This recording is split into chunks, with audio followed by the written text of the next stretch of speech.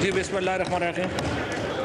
जनाब स्पीकर, पहली बात तो ये थी कि हमें ख्याल ये था कि आज no cross talk please, no cross talk, ये बात कुछ करने दीजिए। लीडर ऑफ द अपोजिशन जो हैं वो आज एक एग्जेम्पशन लेके, छुट्टी लेके अदालत से यहाँ तशरीफ़ लाए थे जहाँ पे उनका मनी लॉन्ड्रिंग का केस चल रहा है। तो ख्याल ये था मेरा, जब वो खड़े हुए, मेरा बड़ा एहतराम है कि वो एक लीडर की तरह ख़िताब करेंगे, लेकिन अनफॉर्चुनेटली उन्होंने एक बार फिर साबित किया कि वो एक ऑर्डनरी शोबदाबाज हैं जिनके पास कोई कहने को बात नहीं है, जिनके पास कोई बात सवाए इसके कि थोड़े थोड़े हर बात के ऊपर जो है वो एक शोबदाबाजी कर सके, हर हादसे के ऊपर सियासत कर सके। इसके अलावा इनके पास आज भी कहने को कुछ नहीं था। एक ऐसा सानिया हुआ जिसके ऊपर तमाम जो ऐवान है, तमाम कौम जो है वो अश्कबार है। और ख़्याल ये था कि जब ये इस तरह का वाक़या होगा तो ऐसी गुफ्तगू होगी, ऐसे बात होगी कि जिससे एक यकजहती की फ़िज़ा पैदा हो, जिससे मसले के ऊपर बातचीत पैदा हो। लेकिन अनफॉर्चुनेटली लीडर जो हैं वो पैदा होते हैं, जाली तरीके से बनाए नहीं जा सकते। जैसे 30-30 साल बने नहीं आ सकते, 30-30 साल हुकूमतें करके जो लोग लीडर नहीं बन सके, और 30-30 साल उन्होंने ऐसे बोने पाले हैं जो पीछे बैठ के बातें करना समझते हैं और समझते हैं कि इस तरह से उनके कद बड़े होंगे। इनके कद बड़े नहीं हुए। जो लोग असम्बलियों में पहुंच जाते हैं लेकिन उनकी हैसियत रहती है कि वो उनकी कोई दूसरों के कद के ऊपर खड़ा होके दूसरों पे बात करके अपना कद बढ़ाने की आज अपनी पूरी डिबेट कर ली है, मेहरबानी करें एक दूसरे की नुक्ता नज़र को सुन ले और आप बात कर ले प्लीज। हमने देखा है स्पीकर साहब के चमचे कड़छे इस तरह के, जब प्लीज आप इस तरह ना करें ना, बाकी भी आप डिस्टर्ब ना।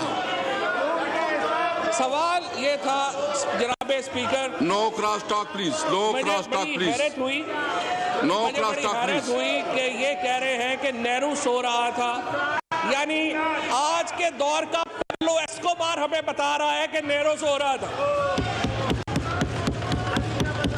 इनकी पार्टी जिनके अकाउंट्स के ऊपर, जिनकी बातों के ऊपर ऐसी बातें हैं कि आदमी बात करे तो शर्म से डूब मरते हैं। 30-30 साल इन्होंने हुकूमतें की और आज हमें से सवाल पूछ रहे हैं।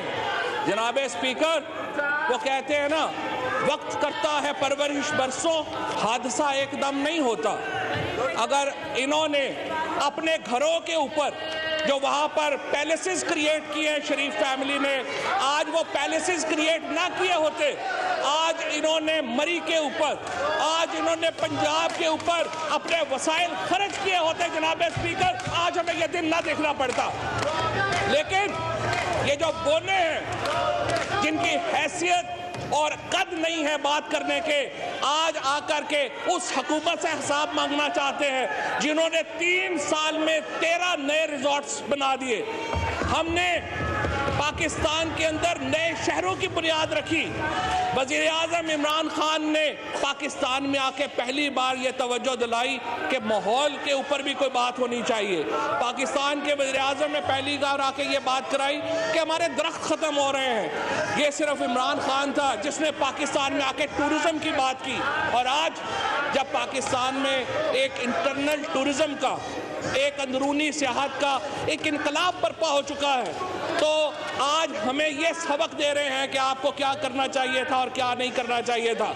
जनाब स्पीकर, मरी के वाक़े के ऊपर जिस तरह से मैंने आपको अर्ज़ किया, हर आंख अश्कबार, हर पाकिस्तानी का दिल उसके ऊपर रो रहा है। लेकिन इसके 2 हिस्से, एक हिस्सा ये है कि क्या ये वाक़या होने से रोका जा सकता था, और दूसरा हिस्सा ये है कि जो रेस्क्यू एफर्ट हुई उसके बाद आप प्लीज मेहरबानी करें, आप शोर ना करें, तसल्ली से सुन ले। बाकी भी तकरीर करनी है, मेहरबानी करें प्लीज।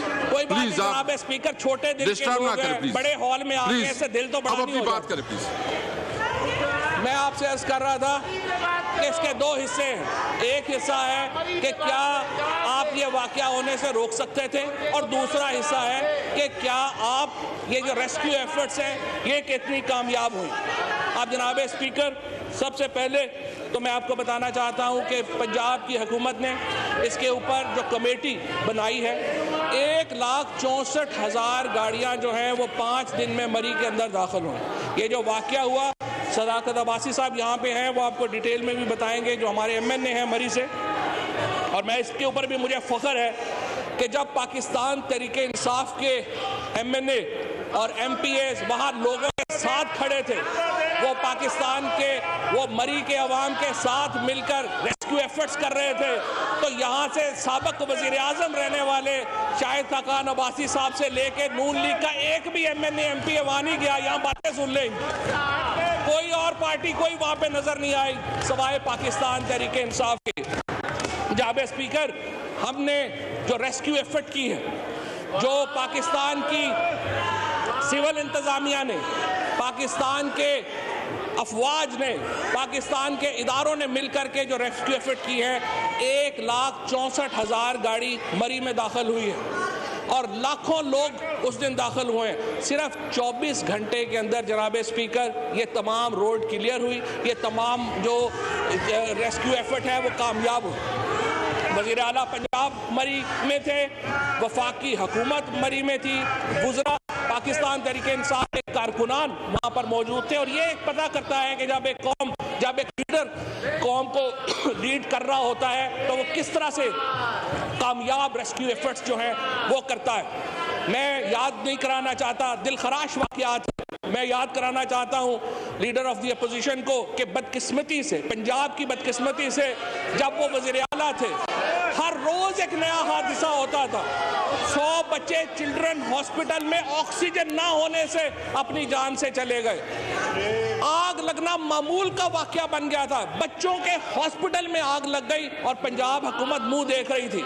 परसों इनका इंटरव्यू का एक क्लिप में देख रहा था, मॉडल टाउन का वाकया हो रहा था, फायरिंग हो रही थी, मासूम लोग पुलिस की गोलियों का निशाना बन रहे थे और बादशाह सलामत ने फरमाया कि मेरा तो काम नहीं था, मैंने टीवी पे देखा कि पुलिस गोलियां मार रही है तो मैंने कहा रोक दो।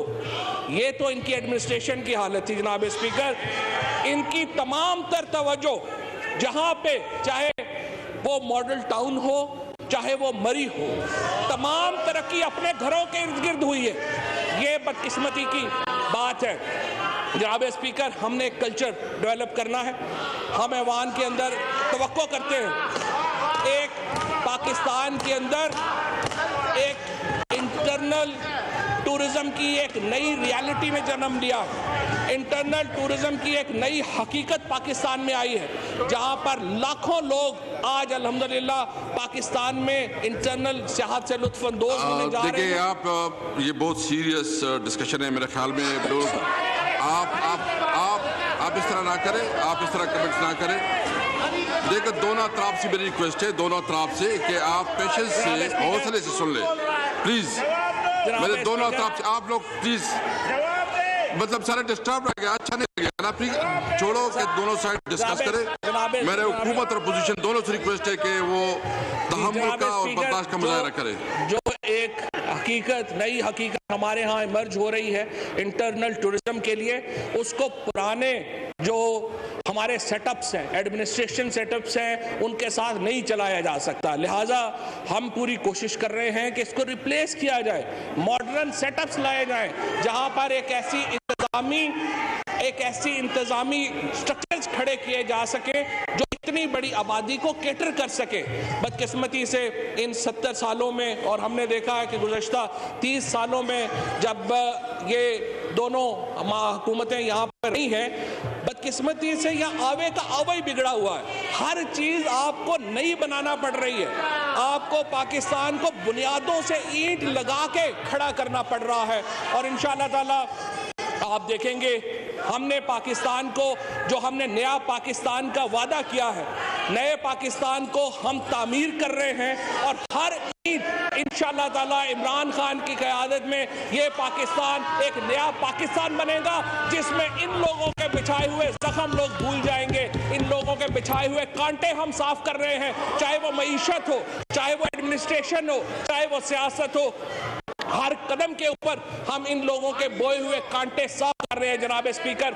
और इंशाअल्लाह ताला आप देखेंगे आज के बाद अगले 7 साल में भी आप देखेंगे इनका रोना धोना तो यही जारी रहना है। इन्होंने यहाँ पे भी और बंदे और कम हो जाएंगे जितने अभी है, ये रोना धोना जारी रहेगा। और इमरान खान की क़यादत में पाकिस्तान इंशाल्लाह तरक्की की मंजिलें तय करेगा और टूरिज्म भी तरक्की करेगा और इंशाल्लाह पाकिस्तान के शहर भी नए बनेंगे, रिजॉर्ट्स भी नए बनेंगे। बहुत शुक्रिया जनाब स्पीकर।